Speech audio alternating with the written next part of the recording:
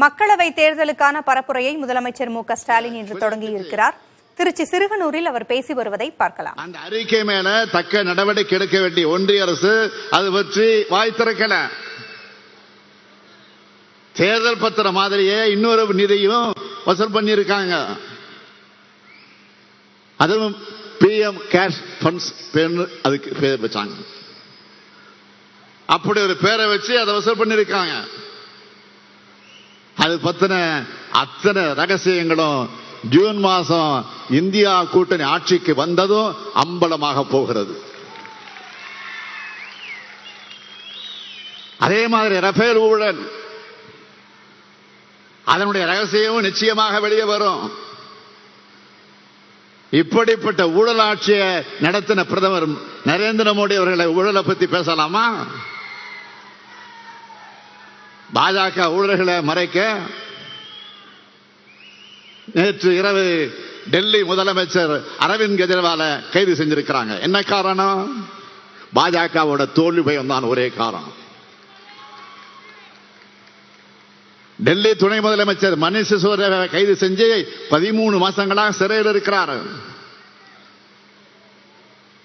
போன மாசம் ஜார்க்கண்ட் முதலமைச்சர் ஹேமந்த் சோரன் அவர்கள் கைது செய்யப்பட்டு சிறையில் இருக்கிறார்.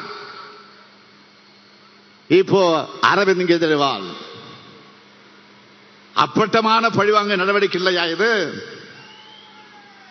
தனக்கு எதிராக இந்தியா என்ற வலிமையான கூட்டணியை எதிர்கட்சிகள் அமைச்சுட்டாங்கல்ல. மக்கள் பாஜகவுக்கு எதிராக ஒன்று திரள ஆரம்பிச்சுட்டாங்களே என்கிற அந்த பயத்துல தவறுகளுக்கு மேல் தவறுகளை செஞ்சுட்டு வருது பாஜக தலைமை. தமிழ்நாட்டில் நம்ம ஆட்சிக்கு தொந்தரவு கொடுக்க ஆளுநரை வச்சு மிரட்டி பார்க்கிறாங்க. ஆளுநர் இந்த நிகழ்ச்சிக்கு புறப்படுறதுக்கு முன்னாடி நம்முடைய அமைச்சர் பொன்முடிக்கு பதவி பிரமாணத்தை எடுத்து வச்சு தான் நான் வந்திருக்கிறேன். யாரு? ஆளுநர். அவராக பண்ணாரா? முடியாது. நாங்க விடுவோமா? திமுக காரங்க நாங்க.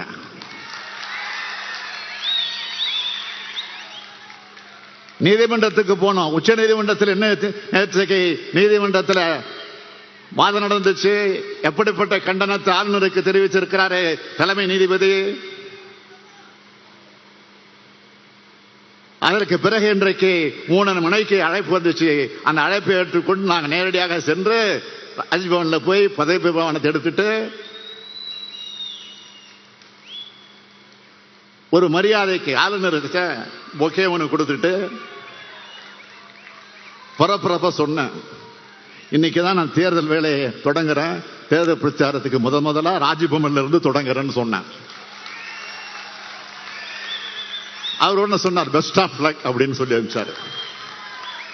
ராஜ்பவன்ல இருந்து தொடங்கி இருக்கக்கூடிய இந்த பயணம் குடியரசுத் தலைவர் மாளிகை வரைக்கும் போக போகுது என்பதற்கு இது ஒரு அடையாளம். மக்களுக்கான சட்டங்களை நாம நிறைவேற்றினா அதுக்கு ஒப்புதல் தராமல் இருந்துறாரு. நாம ஒவ்வொரு முறையும் உயர் நீதிமன்றத்துக்கு போகணும். நேற்றும் இன்றைக்கு மாதிரி வரலாற்றில் வேற எந்த ஆளுநரையாவது நீதிமன்றம் இப்படி கடுமையான கேள்விகள் கேட்டிருக்கா? அப்படிப்பட்ட கேள்விகள் நேற்றைக்கு கேட்கப்பட்டிருக்கு. மக்களை எதிர்கொள்ள பயப்படக்கூடிய பாஜக அமலாக்கத்துறை, CBI, வருமான வரித்துறை போன்ற புலனாய்வு அமைப்புகள் மூலமாகவும் ஆளுநர் மூலமாகவும் எதிர்கொள்கிறது கோழைத்தனம், வேடித்தனம். உங்களுடைய மிரட்டல், ஊரட்டல் அரசியல் அத்தனையும் மக்கள் கவனிச்சுட்டு இருக்கிறாங்க. இது இந்தியா கூட்டணிக்கும் பாஜகவுக்குமான யுத்தம் அல்ல. இது இந்திய நாட்டு மக்களுக்கும் பாசிச பாஜகவுக்குமான யுத்தம் என்று மறந்துடாதீங்க. இந்த யுத்தத்தில் மக்கள் தான் வெற்றி பெறுவாங்க. பாசிச பாஜக வேரோடும் வேரடி மண்ணோடு வீழ்த்தப்படும். இந்திய மக்கள் இப்போ இந்தியா கூட்டணியுடைய பக்கம் அணிதிரண்டுட்டாங்க. பிரதமர் அவர்களே, மாண்புமிகு பிரதமர் அவர்களே, மாண்புமிகு பாரத பிரதமர் அவர்களே, இந்தியா கூட்டணி மாபெரும் வெற்றி வெற்றி வெற்றின்னு ஜூன் 4ஆம் தேதி வரவுள்ள செய்தி. உங்க தூக்கத்தை தான் தொலைக்க போகிறது. நாம கேட்பது தமிழ் மீதும் தமிழ்நாட்டின் மீதும் தமிழர்கள் மீதும் உங்களுக்கு ஏன் இவ்வளவு அவ்வளவு வெறுப்பு? தமிழ்நாட்டுக்கு விரோதமாக எல்லாத்தையும் செஞ்சுட்டு தமிழ்தான் மூத்தமிழ் பிரதமர் மோடி நீலிக்கண்ணீர் வடிக்கலாமா? நான் கேட்கிறேன், சமஸ்கிருத வளர்ச்சிக்கு நீங்க கொடுத்த நிதி எவ்வளவு? தமிழ் வளர்ச்சிக்கு நீங்கள் கொடுத்த நிதி எவ்வளவு? இதை கூச்சம் இல்லாம தமிழ்நாட்டுக்கு வந்து சொல்வார் அவர். நீங்கள் வளர்க்கிற வெறுப்பு என்ன பண்ணுதுன்னு தெரியுமா? ஒன்றிய பாஜக அமைச்சர் ஒருத்தர் பெங்களூர்ல வெடிச்ச குண்டு தமிழர்கள் வச்ச குண்டுன்னு சொல்றாரு. தமிழர்கள் என்ன வன்முறையாளர்களா, பயங்கரவாதிகளா? நான் கேட்கிறேன், தமிழ்நாட்டு மக்கள் எப்படியெல்லாம் நீங்கள் கொச்சைப்படுத்தி இப்ப பேச ஆரம்பிச்சிருக்கீங்க? பாஜகவை சேர்ந்தவங்களோட எண்ணம் முழுக்க எங்க இருக்கு? பாஜக மக்கள் கிட்ட இருந்து சுரண்டுமே தவிர மக்களுக்கு எதுவுமே செய்யாது. அதனாலதான் மக்கள் இயற்கை பேரிடரில் பாதிக்கப்படும் போது நம்மளோட நிதியிலிருந்து நாம தரோம்.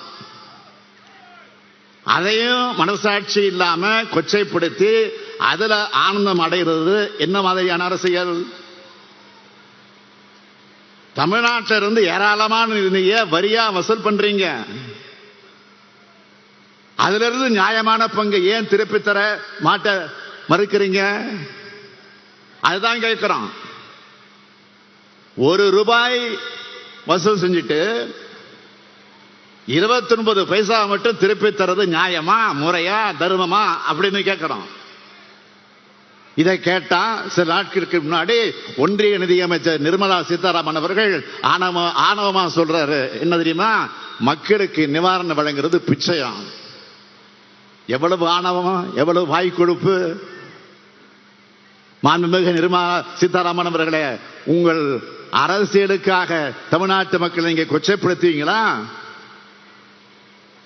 பாதிக்கப்பட்ட மக்களை அவமானப்படுத்துவீங்களா? மக்களுக்கு கொடுக்கிறது எதுவுமே பிச்சை அல்ல, அது அவங்களுடைய உரிமை.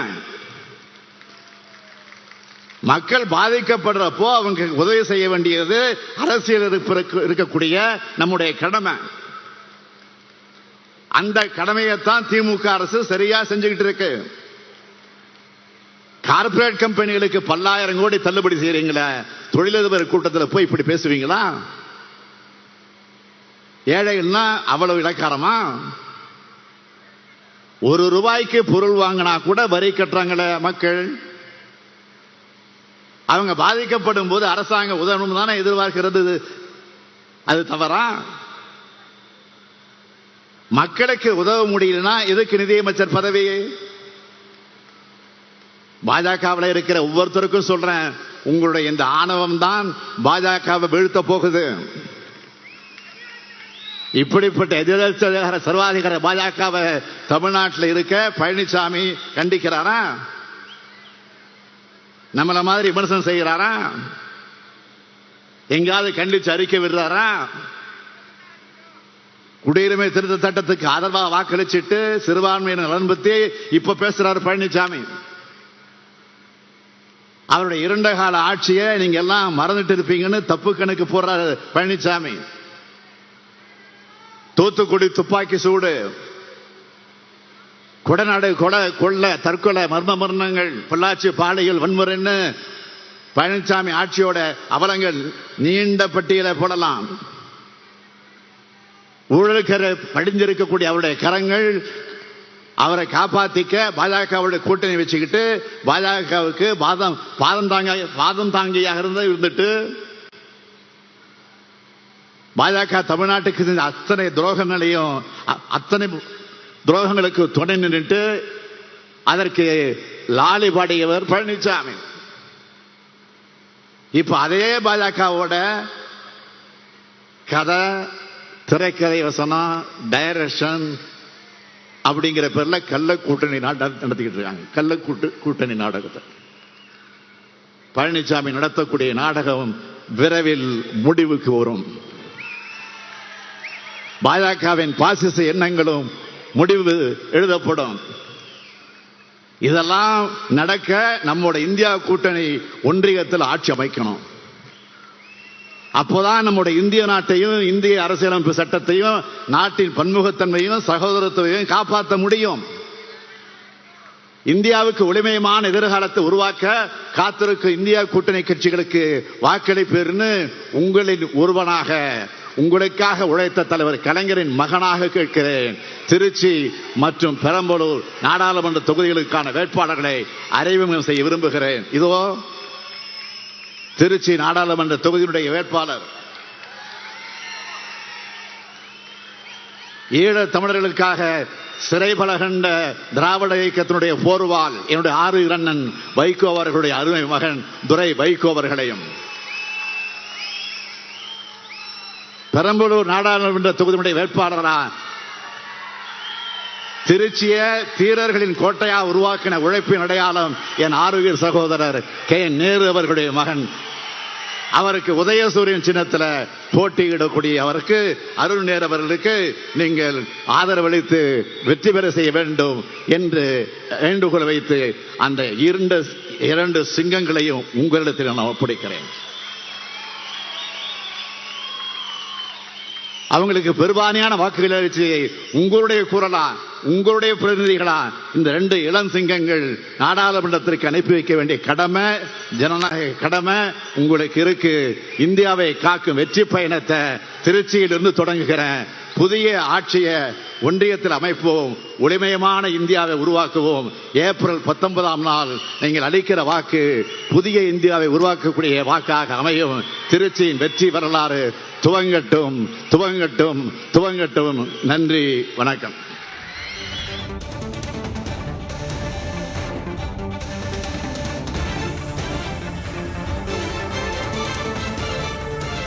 திருச்சியில் தங்களது பரப்புரையை தொடங்கியிருக்கிறார்கள் திமுகவினுடைய தலைவர் மு.க.ஸ்டாலின் பேசுகையில், திருச்சியில் தொடங்கிய இந்த பயணம் நிச்சயமாக வெற்றி பயணமாக இருக்கும், கோட்டை நோக்கிய பயணமாக இருக்கும், இந்தியா கூட்டணி நிச்சயம் வெல்லும் என்றும் பேசியிருக்கிறார்.